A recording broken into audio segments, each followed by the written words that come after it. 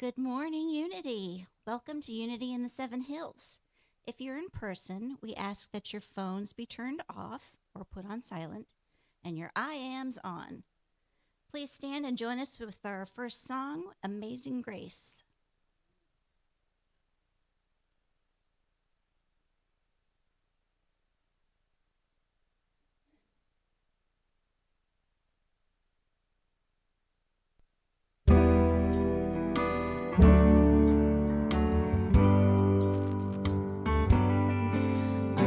Amazing grace, how sweet the sound that saved a soul like me. I once was lost, but now am found. Was blind, but now I see. 'Twas grace that taught my heart to sing, and grace my fears relieved. How precious did that grace appear, the hour I first believed. Through many dangers, toils, and snares,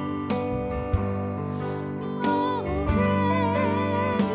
past, 'tis grace that brought me safe thus far, to freedom that will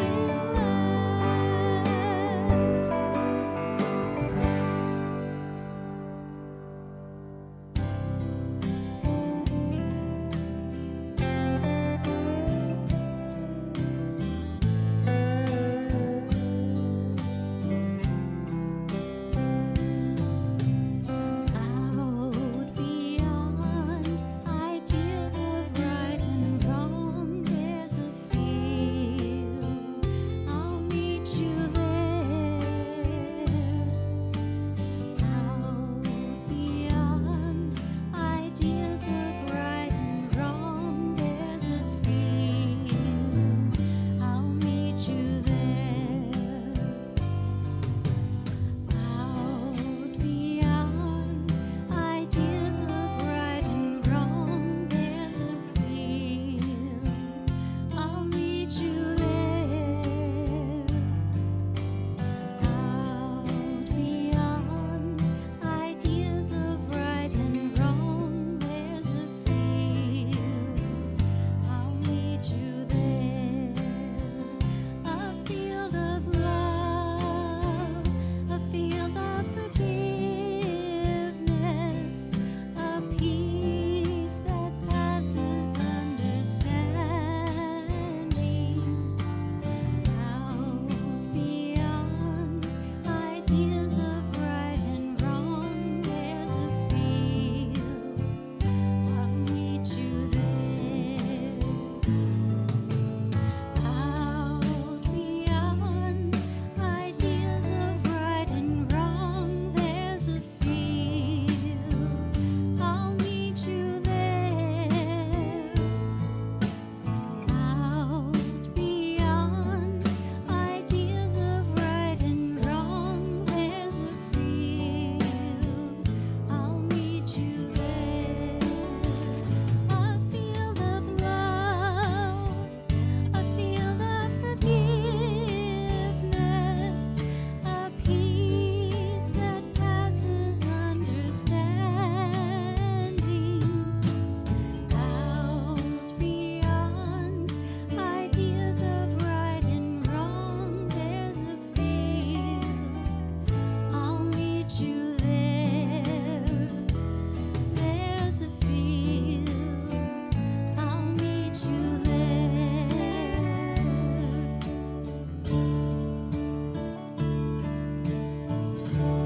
Now we're going to get some energy in here.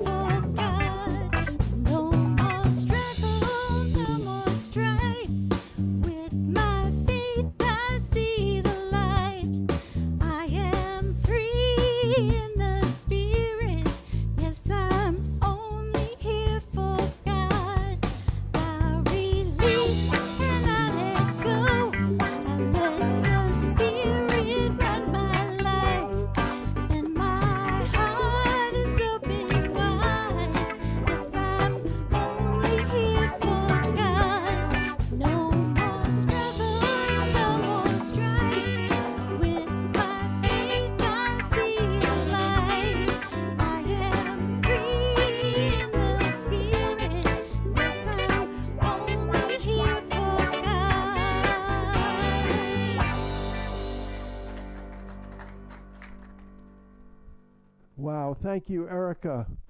And good morning, Unity in the Seven Hills. Well, newsflash, in case you haven't seen it, in the News in Advance, the Lynchburg paper, Unity in the Seven Hills today is on page 1. And for good reasons, good news. And I have not seen the hard copy of the paper, but I'm told it's on page 1 and 3. I have seen, I pulled it up on my iPhone, and we were a lead story, and it's about the Food Not Bombs. We have a wonderful partnership with Food Not Bombs. And we've had the food pantry for a long time, but it was mostly dry food and canned goods, plus the library with the books out front. And Food Not Bomb said, why not put a refrigerator out front? At first, something, refrigerator. But it was done, and my God, the refrigerator is a work of art, painted. I mean, it's beautiful. And it has a kiosk over it. I mean, volunteers from this church came, and I see several of the volunteers here over, and most importantly, I mean, when the kiosk was being built, there was a woman there, a mom with a little kid, and she said, "What's going on?" and all this, and I explained it to her, and there's going to be a refrigerator out front with the. You should have seen the smile on her. Face. Several community leaders around here have noticed and have gotten interested. The art, if you haven't seen the article, see the article. It's really beautiful. Our president, Bonnie Black, is quoted all throughout, and it talks about what this refrigerator is doing, and of love and service. And but it also talks about the history of this community, how we started, a spiritual community, how we started, that really a lot of ways designed for the spiritual but not religious. I believe that the food pantry and that refrigerator gets to the heart. The Apostle James, in his epistle, in his letter, says, this is the heart of true religion. This is the heart of true religion, that you take care of the widows and orphans, that you take care and are noticing the marginalized in your society. And this, we may be small, but this community is mighty. I love something that the Dalai Lama pointed out. The Dalai Lama said that if you ever think that something small can't have a big impact, go find a sleeping bag that has a mosquito in it, and you will find that is the case. And Margaret Mead, that great anthropologist, said, that committed, it's usually what moves societies for the better. It's a group of committed people to a vision and to that sense of spirituality, and this community has it. And read the article; it really is wonderful. And namaste to all those who have had a part in bringing that to this community. Let's start off by saying that wonderful blessing over the Unity candle. There is only one presence and one power in the universe and in our lives: God, the good, omnipotent. When that starts becoming a reality for us, more than mumble words, then, I mean, I wish I could tell you, you follow these spiritual, you're living you're the poster child for living the Sermon on the Mount, or, you're living Buddha's 4 Noble Truths and 8 golden, you're living, nothing's ever going to happen wrong to you. No flat tires in your life. No bad, medical diagnosis is ever going to come your way. You're never going to get a letter from the IRS. I wish I could tell you that was the case, but that I don't think is the deal. The deal is that when we face these potholes, we pull into spiritual principles, and then for us, it's almost like knowing the flood. Yeah, there's a flood. but we have been provided with an ark which will see us through, will get us through, will get us over this. And as a matter of fact, as we're studying Dr. Edith Eger, and she keeps centering on that image of the phoenix, that the phoenix gets burnt and all that, but the phoenix rises. The phoenix rises and and is even mightier than before. Let's go into prayer moment. Dear Spirit, thank you for the wonderful opportunities that we face as a spiritual community. And where there are challenges, help us to see those challenges as opportunities for more spiritual growth. And to realize that you can be small and mighty and have an incredible positive impact on our community and in the world. And for this and so much more, we say thank you and amen and amen. If there's anybody here who is new or relatively new to Unity in the Seven Hills, I'm not going to try to embarrass, stand up so we can embarrass you. I'm not going to do anything like that. But what I would ask is that we do have wonderful packets which explain what Unity is and what Unity in the Seven Hills is, and and I think could help you on your spiritual walk.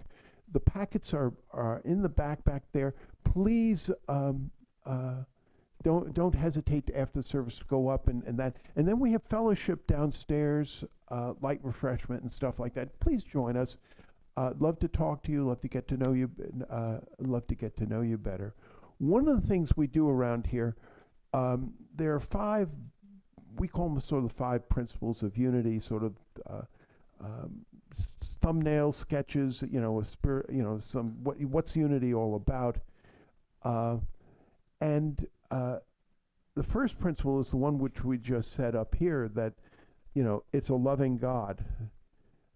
It is because a lot of places, God, the God that is presented is a God that's going to zap you with lightning or electricity or whatever for if you step on the crack, and there's no. I had this on the July 4th, literally. Sheets, I don't know what they were doing up here. We live in Salem. Anyway, the Sheets around where we were living was selling gas on July 4th. I see head shaking. They were doing the same thing here. For $1.77.6, 1776. Boy, oh boy, you should have. I pulled in just to get Teresa and Robin drinks so we could go see the fireworks. But I turned around and said, what's going? They told me set $1, So we got in line and all that. The guy ahead of me, he's starting to put gas in the pump, and then he's not sure. Oh my God, he's not sure. Oh yeah, he does have the money and all that. If I didn't have the money, I might drive off, he says, and all that. But Jesus, I'd go to hell for all eternity, and then if I killed myself, Jesus would never love me. And I said, do you really believe that? That there's this wonderful, loving God and is about ready to zap you and it's not on your side and all that. He said, well, yeah. And I said, I'm a minister. And I started talking, and he said, really, there are places that believe that? And I said, yeah, there are a lot of places about what it really means about a loving God. And he said to me, and I said to him, if you look in even mythology, I said, we a lot of times look at this stuff mythologically and stuff but hell was not created for human beings. Hell was created, hell was created for, not, but if you look at originally, it wasn't created for human beings at all. And I said, we believe that heaven and hell are states of consciousness. If you feel disconnected from this higher power, a loving higher power, then a lot of things going through earth seem like hell to you. But once but you have the get out of jail card. And once you really start accepting this connection and believing that you are one with the one, and that the second principle is that that divine spark is inside of you. That Jesus, Jesus, said, I am the light. He did not say, I am the light, and when you were born, batteries weren't included. He said, I am the light, and you are the light. He wasn't a one-off. He wasn't a one-off. That we have the same substance as Buddha, as Jesus, as Lao Tzu, and that we are here to grow. We are here to grow with a loving God, and that central core inside of us, that's who we really are. It's not our fears, not our sense of scarcity, not our sense of lack, not the sense of, oh my God, the mistake I made in 1995. That central core, that divine spark inside of all of us is who we truly, really are. And we can say this second principle right here now. Human beings, let's say it together, human beings are divine at their core and therefore inherently good. Therefore inherently good. We may not always be we may not always be at the level of a Jesus or a Buddha, but we have that ability to be there. And when we start really resonating with these spiritual principles, oh my God, we find that we really are. The things that used to bug us don't bug us. We can face calamity with a sense of serenity and get by. We are so fortunate to have a wonderful youth and family ministries program. Crystal is doing a great, great job. Let's bless our youth as we send them off to study, and they'll come back at the end of the service. You are a perfect child of God, and God and I love you just the way you are and wherever you are. Shall we sing? Yes. There we go.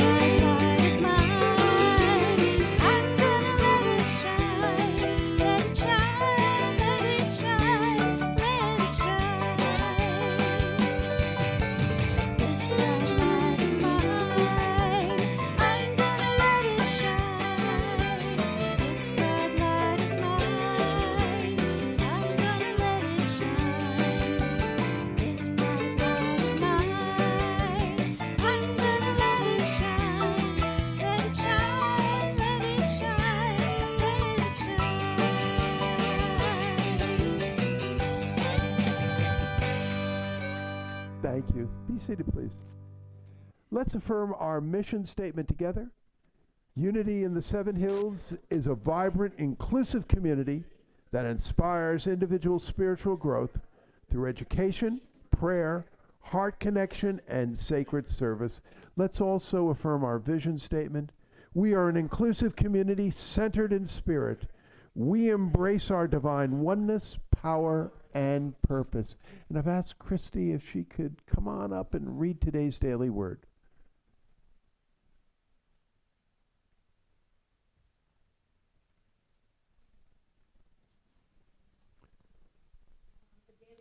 Oops. Yeah. Stink. Thank you. There we go. Should work. Hello? Okay. The word today is power. I look within and discover my power. Great power lies within me like a treasure chest full of gold and precious jewels buried in my own backyard. It is so close that I sometimes overlook it, leading me to search near and far, seeking strength and value outside myself. Yet my power is in my potential, a gift for me to discover. I am endowed with wisdom, love, and creativity, gemstones meant to be uncovered and shared with the world. I am rich in my capacity to use these gifts to reach goals and create my life with intentionality. As I think, speak, and behave in accordance with my divine abilities, I share my treasures. I bring into the light the hidden parts of myself, knowing my power comes from expressing my best self. For we are what he has made us, created in Christ Jesus for good works, which God prepared beforehand to be our way of life. Ephesians 2:10. Thank you. And now we have some special music.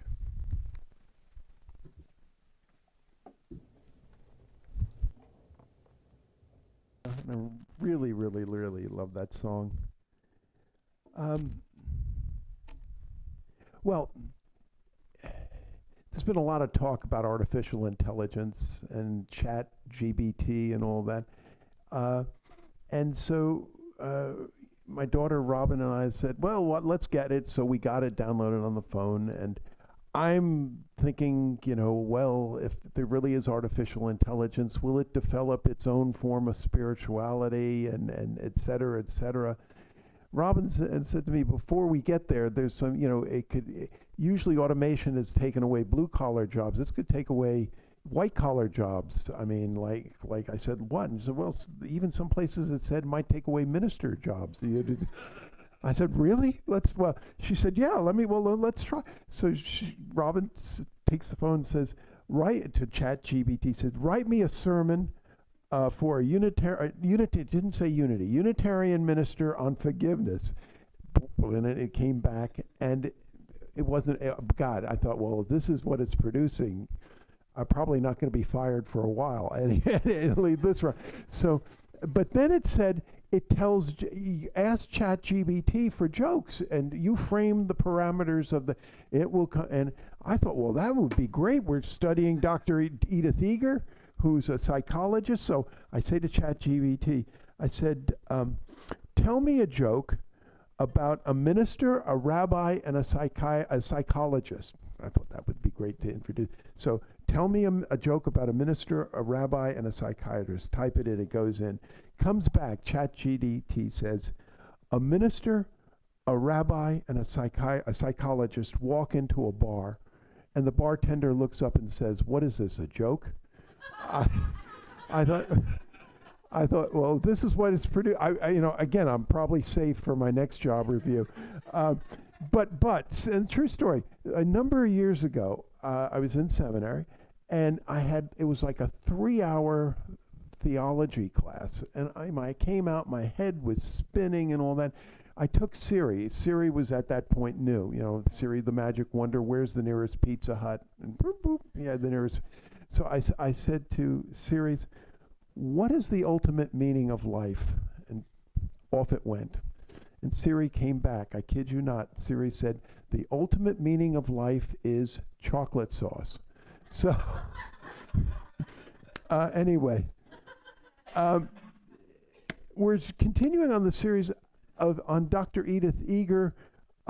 She's written many books. One of this book, which I'm mostly using, is called The Gift. We have copies of it in the back. For those who are interested, Bonnie told me also it's on Audible, so you can also listen to it. The first message on it, which I gave last week, is up online, so it's easy to download. And Edith Eger is she's still alive, in her 90s, Auschwitz survivor. So she's makes it through Auschwitz, and then she's a Hungarian Jewish background. Hungary falls to the communists, whoop-de-doo. Ugh.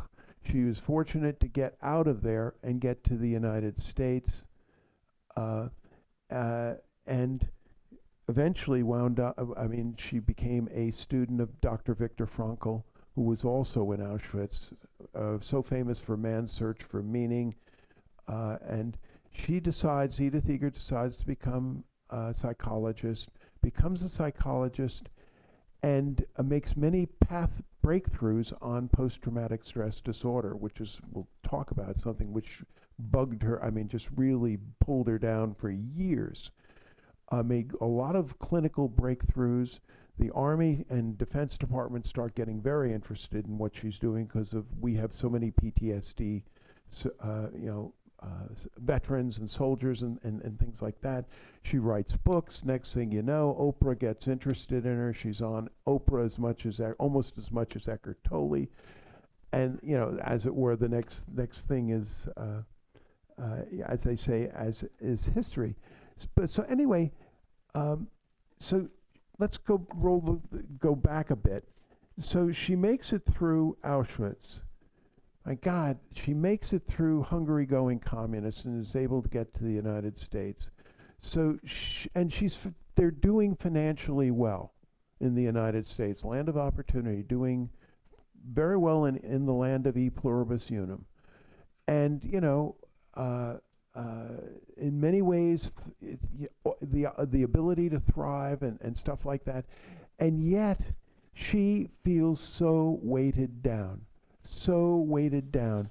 In her words, it took me decades to forgive myself for surviving Auschwitz, when her parents were killed, when so many other people literally went up in smoke.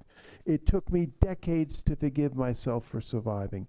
I graduated from college in 1969. I was 42 years old, a mother of 3, an immigrant. It had required significant courage and resources to learn English and return to school, and I graduated with honors. But I didn't go to my graduation ceremony. I was too ashamed. Wow. I had fear, shame, crippling guilt. Even an occasion of celebration and accomplishment was tainted by my certainty that I was damaged goods, unworthy of joy, that every bad thing was somehow my fault, and it was only a matter of time before everyone discovered how broken I was.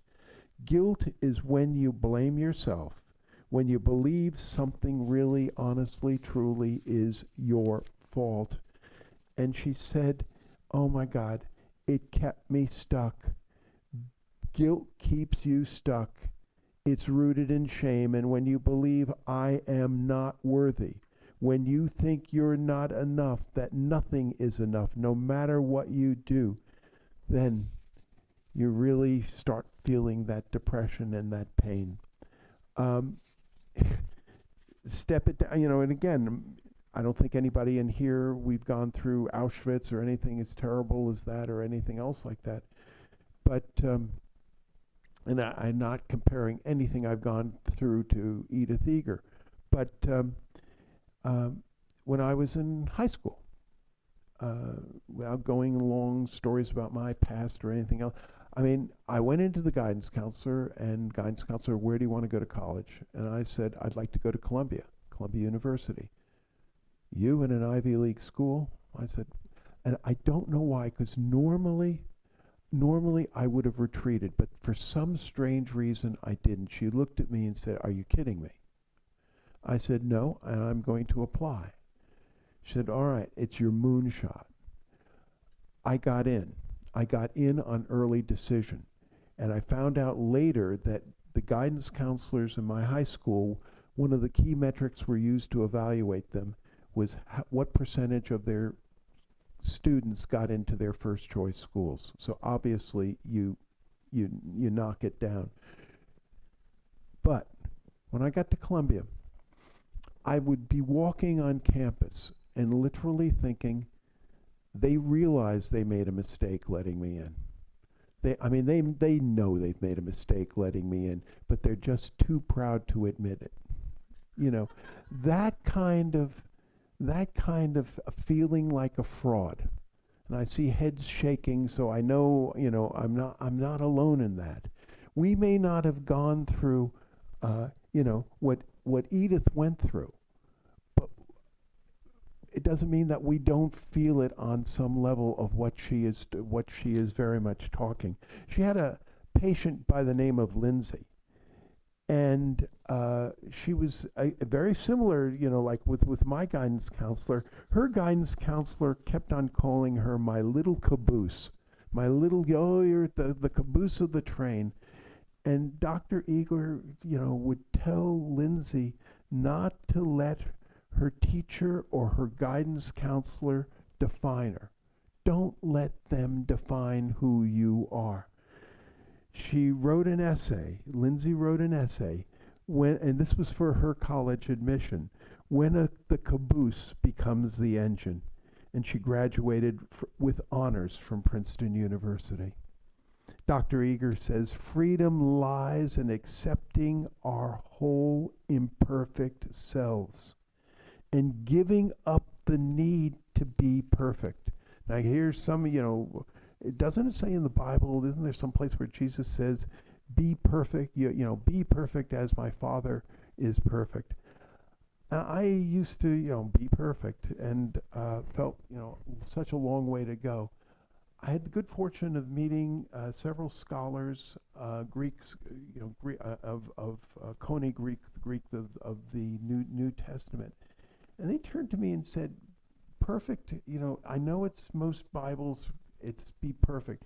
A better translation of that Greek word is be ripe. Ripe. Be ripe, as my Father is ripe. Develop that ripeness, as it were. And that is such a different concept, I think, from oh my God, perfection. And if I don't ultimately, if I'm not 100%, then what am I? Dr. Eger says, ultimately, guilt and shame don't come from the outside. They come from the inside.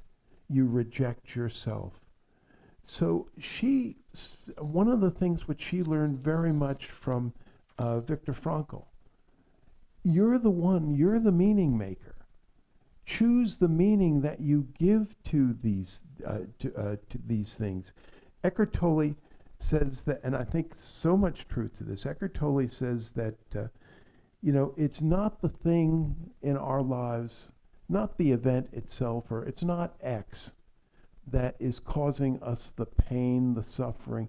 It's the story that we are telling about X. It's the meaning that we have given to X that does us in. Thich Nhat Hanh, the great Vietnamese Buddhist monk, talks, and he said, in Buddhism, there's the concept of the second arrow. So the first arrow gets shot, you get the bad medical diagnosis, you get downsized out of your job, the love relationship, which you thought was going to be fantastic, goes south. Thich Nhat Hanh says we're all going to get hit by first arrows. The problem is, and what really does us in, is what in Buddhism is called the second arrow that we shoot. The story and the meaning that we give to it. The story and the meaning that we give to it. And Edith tells an incredible story about, in one hospital, a veterans hospital ward, there were, two soldiers came back from wars, both had taken, their knees, below the knees, the legs are gone and everything.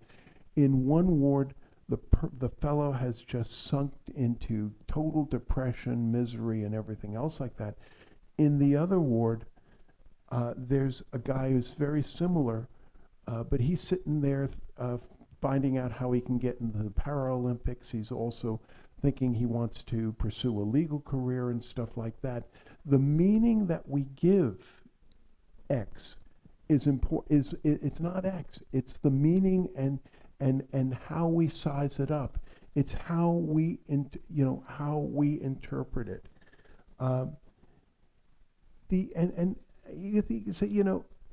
And I told the story last week about Edith, because I look back at pictures of Dr. Eger from the 1930s and 40s. She was gorgeous, but she had several relatives who told her, my God, you're lucky you have this gymnastic talent, and and a ballerina talent, because you're never going to get a husband based on your looks. And she took that, she took that in and believed that, even though the pictures, I think the pictures say quite, there she is, now, it says quite opposite. But that's, essentially what she believes. What Dr. Eger came to learn is that, you choose the meaning. And so when you're, a lot of times if you get real negative, that's your moonshot or whatever, listen to it, says Eger. Don't just dismiss it. Listen to it. There's a good chance that probably 95% of it is garbage, and it's their garbage. And what you do is you push the delete button. But the remaining 5% that's there, listen to that and use that. And that may be where, that may be an astute observation which you can grow from. But Edith, to another patient she had, she said, a beautiful young woman, Michelle, that it was really important for her to learn. She was so beautiful and talented and all that, and yet Edith says she was dying inside. She could not stand up for herself. She was crippled by fear of abandonment.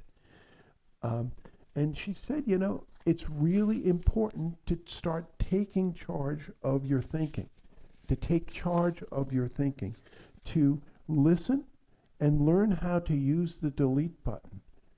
And, thank you for sharing, and then you put it, as it were, in the circular file, the garbage can, But don't forget there may be 5% there or whatever, which is really important, and to listen to that. Edith said to Michelle, if you want to take charge of your thinking, first examine what you're practicing, and then decide, is it empowering or depleting me? Before you say anything, especially ask yourself, is it kind and loving? Is it kind and loving? I think a lot of times if we listen to, our self-talk, we wouldn't talk to other people that way. It's not kind and loving. I kind of find it funny that, our GPS systems a lot of times are more kinder and loving to us than we are to ourselves. I lived up in Lynchburg for a while. When I started here, I hadn't been here in a while. And, the GPS, where do I want to go? On Route 29, then turn, and so oh God, I missed that was the turn, and I make, a left turn. The GPS didn't say to me, you stupid idiot. How many times do you have to do that? You made that mistake last week. You're such a nincompoop. It didn't say that. It just rerouted and said, go a mile and then make a right turn. I think there are a lot of times when our GPS system speaks so much kinder to us than we do to ourselves. And Dr. Eger really got Michelle into that sense of talking kindly to yourselves, and also something else which really worked with Michelle is falling in love with yourself. Edith says, fall in love with yourself. It's not narcissistic. It's not, there is a healthy way.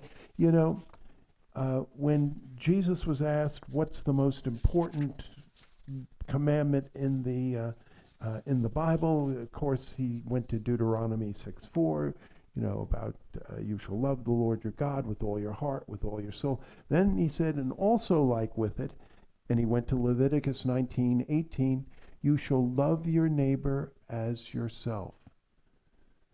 That preconditions the extent that you have that healthy sense of self-love.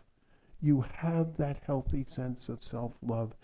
And when you realize, you realize that, God, I'm being less kind, my GPS is kinder to me than I am to me, then it's time to just center and go back to that and realize there is a healthy form of self-love, and that it's pretty hard to love your neighbors really effectively when you don't have that inner sense of sense of self-love.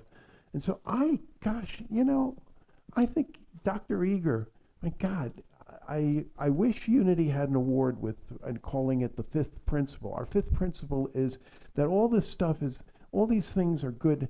You know, if it's just head knowledge, it's not going to do you too much good. It's when it becomes heart knowledge, when you are living it, actually living it. And when I'm so taken by Dr. Eger, looking at what she did in her life, been there, done it, got the T-shirt, really lived these principles, and I think such an embodiment of these key Unity principles. Going back to both Unity and Dr. Eger, the first sense of that I am worthy, that I am worthy. I'm not a piece of junk.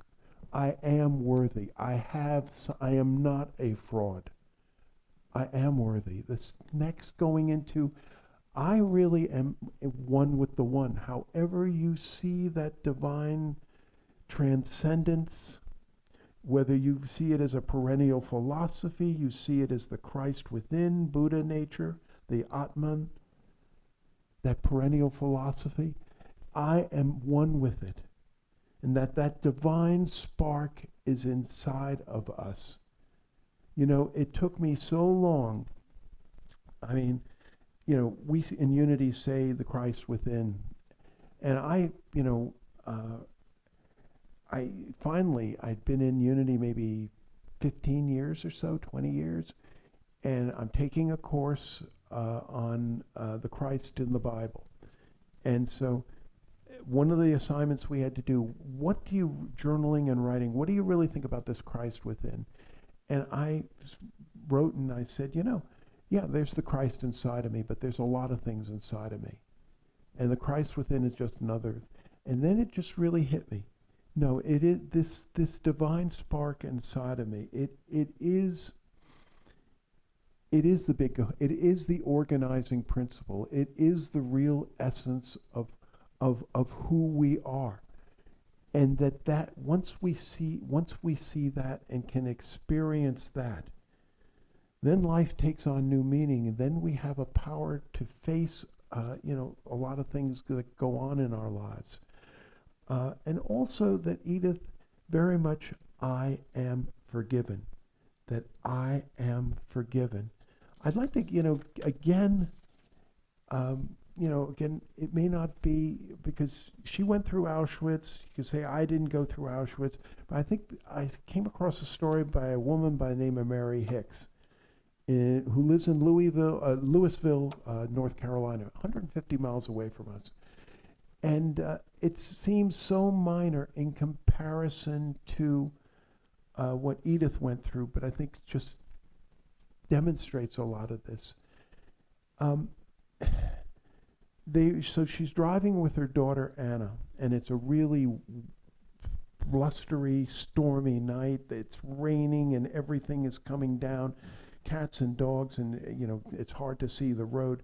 And they're driving by, and they see a car which is on the side of the road, hood up, and it's not. And they're driving by, and she looks and she sees there's a woman with small children, and she keeps driving. And Mary starts feeling, oh my God, I should have stopped. I should have helped. And and she turns to her daughter, Anna, let's turn around and go help. No, we'll be lucky to get there. Just keep going.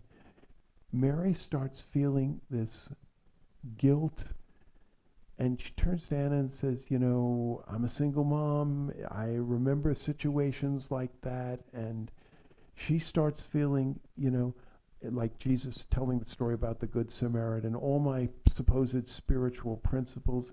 I'm a fraud. I'm nothing better than, the priest and the Levite who just walked by, the guy who was, beaten up and lying in the road. And she's feeling really guilty about this. She finally, turns to Anna and says, well, let's pray about it. And she starts to pray that this woman that there be somebody who can help this woman, and that she started feeling that renewed connection inside, and that she was worthy.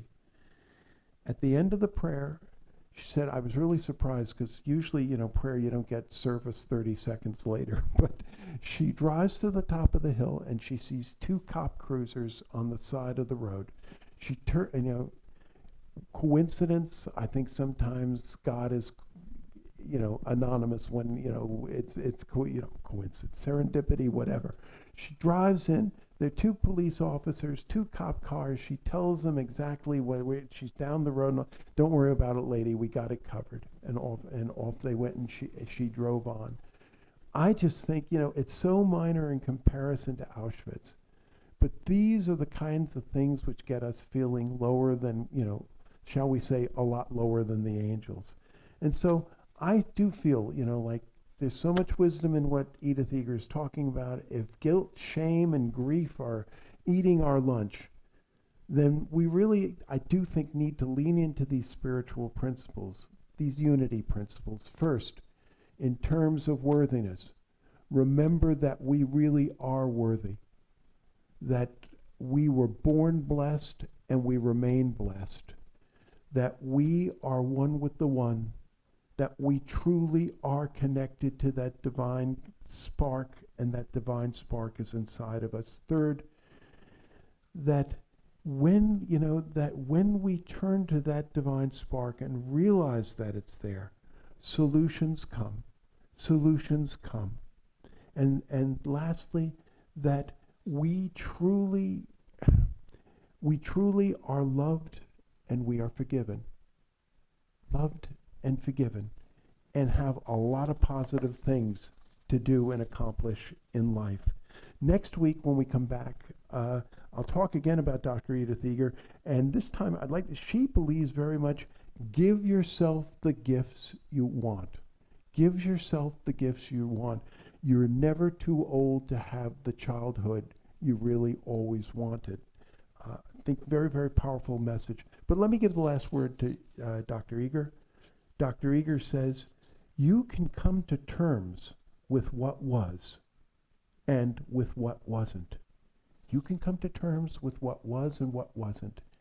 And you can concentrate not only on what you lost, but on what is left. The choice to live every moment as a gift and to embrace what is, because what is fantastic. Thank you, and God bless.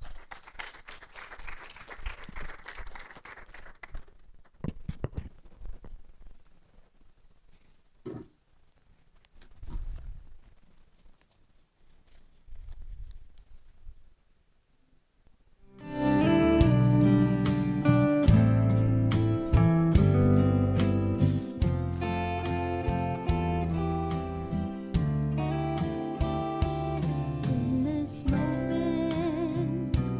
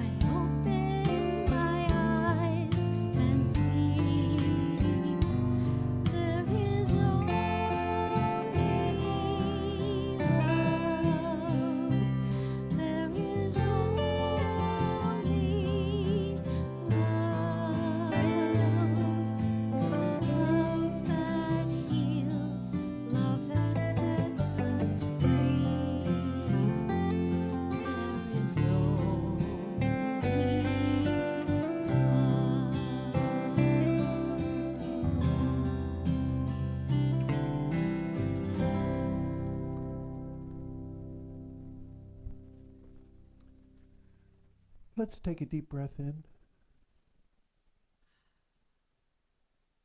and slowly let it out.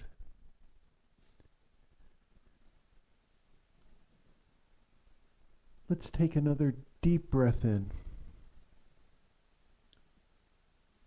and slowly let it out. Let's close our eyes if we wish to.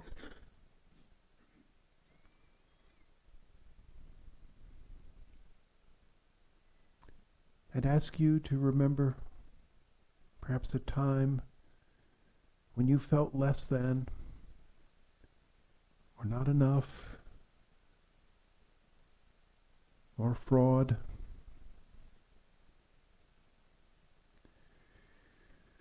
Or some mistake you made. You felt like your copybook was blotted. Maybe painful.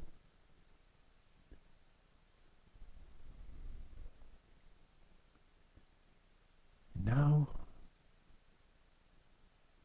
to have that sense, that glimmer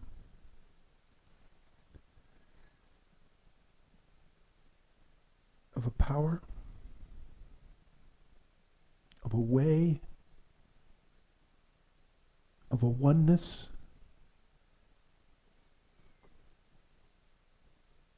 that loves you,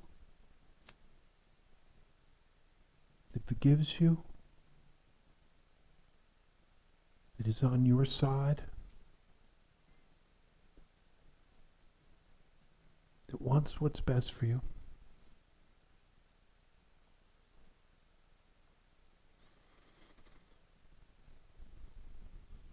And is there with you.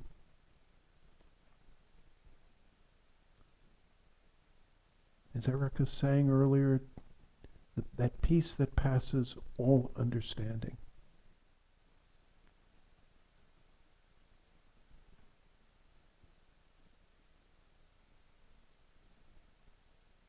The Apostle Paul said that the fruit of the Spirit is love, peace, and joy.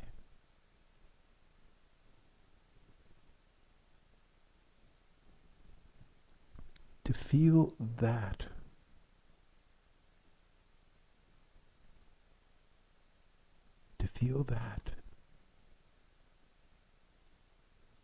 and with that love, peace, and joy, we gladly go into the silence.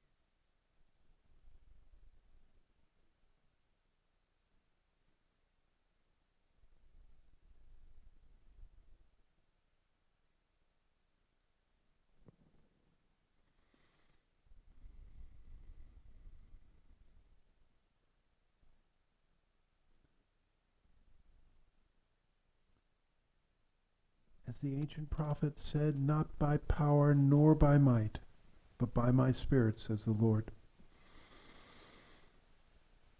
Thank you for our many blessings.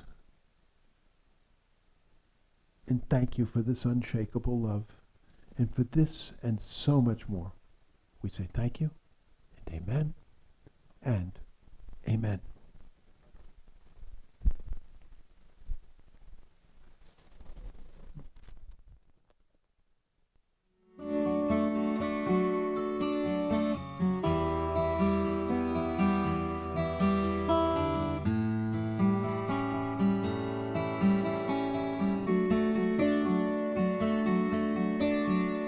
Light of God surrounds us. I am the light of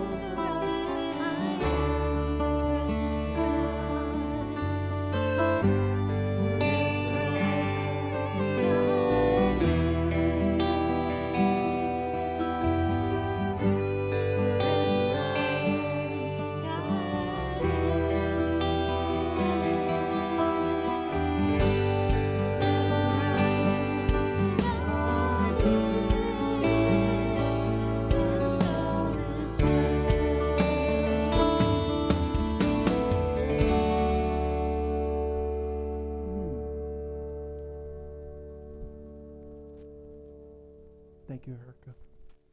Well, now we come to the time of tithes, offerings, gifts. That great spiritual teacher in Unity, Jim Rosemurky, actually wrote a book by this title, Even Mystics Have to Pay Bills. And we are very grateful. I mean, how we got through the pandemic. And, you know, in our I don't want to make it sound like, you know, we're so thriving we don't have to be concerned about this, but we truly, honestly have been blessed. Why don't we say that affirmation together? Unity in the Seven Hills is abundantly blessed. Creative people are drawn to us. Divine ideas flow through us. Financial resources bless us, and we accomplish mighty works together. And with this abundance and blessing, we are supporting many Unity institutions such as Silent Unity, Unity in the and Unity Worldwide Ministries. It's being used also for a lot of good, like Humankind. We just made a major check to Humankind, building that kiosk and getting the refrigerator out there. For folks online, there are 4 ways basically to give. One way is Zelle, which I have found, again, no connection with Zelle, but I found Zelle works very well. Cash, checks, through PayPal. If using PayPal, we would ask you to click the giving link on our website at our website, unityinthesevenhills.org. That's all one word, unityinthesevenhills.org. Or if on YouTube, click the link below, so as it were, we get the whole amount. As our greeters direct us, come on down. And I know a lot of folks don't, you know, give monthly or whatever. Your vibes and prayers and powerful thoughts are really welcomed and needed. Take a time to stand in front of the Unity Christ candle and then take an affirmation. I have found that often the affirmations that come out are just what, you know, just the right word and just what I needed. So now we go into, I think, one of my favorites, something wonderful.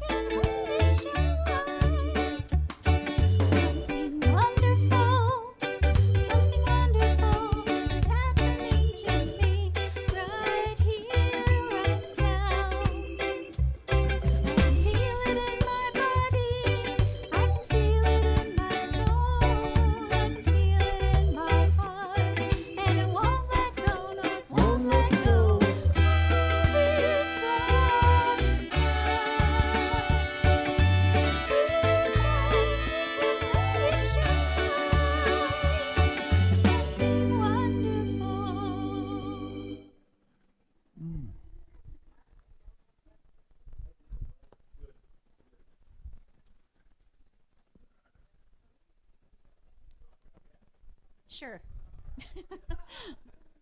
Otherwise, I'm just standing here.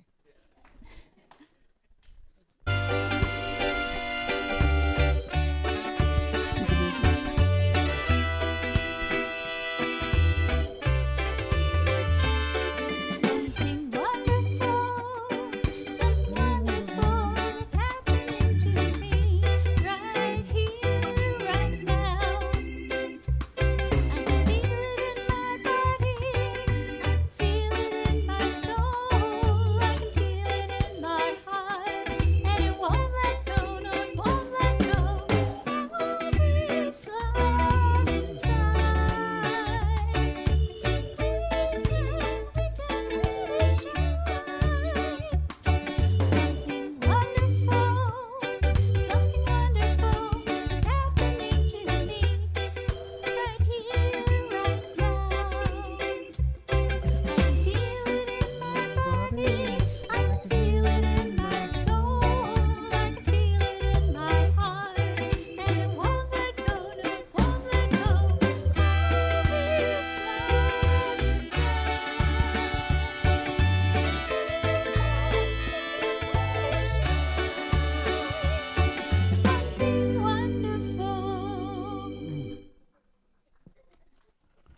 And now please join us in the blessing of the gifts. Divine love through me blesses and multiplies all that I have, all that I give, and all that I receive. United in mind, body, and spirit, I dedicate these gifts as they grow to bless our community, our neighborhood, and our world. And please bear with me because there's a dissertation for me to read today. Thank you for joining us today. Looking to stay in the loop with our exciting lineup of events and classes? Look to unityinthesevenhills.org. If you prefer a hard copy, we've got you covered. Just swing by the back for a calendar and a newsletter. And there might not be newsletters because they didn't print, but they will be soon. Here's what's coming up on our radars. Part of our mission statement is our dedication to education. Here's some of the classes going on right now and some to mark on your calendars. Yoga with Rhonda is every Monday at 6:15 and is only $5. Rubber Meets the Road every Tuesday at 10:30 a.m. on Zoom. Angels 102 starts this Wednesday at 1 p.m. Thursdays brings both meditation at 6 p.m. and one-to-oneness at 7 p.m., which is nearing the end of the Bhagavad Gita, and will soon be beginning Ram Dass' book, Be Here Now. Coming in the near future, Reverend Rick will begin his class, Metaphysical Interpretation, on Wednesdays at 1 p.m., taking over for Angels 102. If these classes interest you, sign up pronto.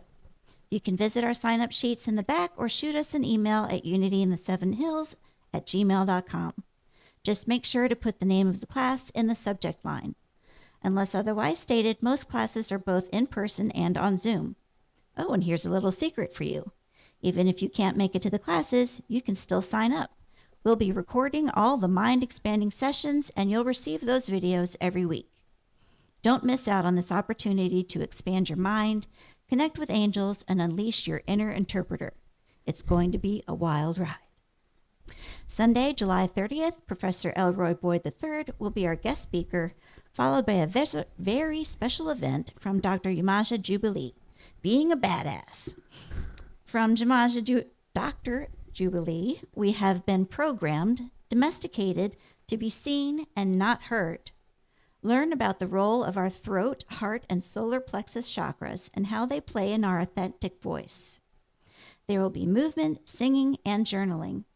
Know who you are, express yourself, and love yourself to become a badass. Only $20 for a 2-hour program you don't want to miss. I know. We are thrilled to announce that on October 7th, we'll be hosting the highly anticipated Building Bridges Through Diversity workshop. This transformative event, organized by NCBI, I don't know what that stands for, aims to foster inclusivity and celebrate diversity, ultimately contributing to the creation of a more compassionate world. The workshop will take place from 10 a.m. to 4:30 p.m. Attendance is only $20, but we want to emphasize that no one will be turned away due to financial constraints. We firmly believe that everyone should have the opportunity to participate and to grow alongside us. We're excited to invite the wider community as this workshop promises to be an enlightening experience for us all. However, we want to ensure that our Unity in Seven Hills community members receive priority access. Don't miss out on this chance to deepen your understanding of diversity and contribute to a more inclusive society. Join us at the Building Bridges Through Diversity workshop on October 7th. See the sign-up sheet at Unity in the Seven Hills or email us to register and arrange payment. Our annual picnic is fast approaching. It will be held on August 6th, starting with an outdoor service at 10:30 a.m., followed by food and swimming. Unity in the Seven Hills will be providing the main course, hot dogs, hamburgers, or veggie replacements. We need your help with sides, salads, and desserts. Make sure to see the sign-up sheet in the back. We'll see you bright and sunny August 6th at Humankind. And finally, stay after service this morning as we hold our candle lighting, where we can share our joys and sorrows as a community. Your prior chaplain today is Christy, and meet up with her afterwards for all your prayer needs. Would we like Crystal to say something?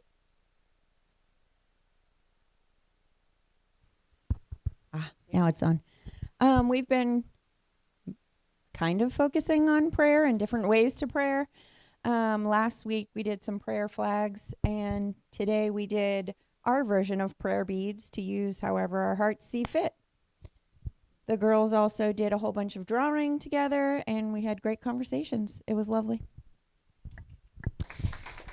If you're watching at home, like, comment, subscribe, and click that bell icon for notifications. It's the easiest way to access our live streams.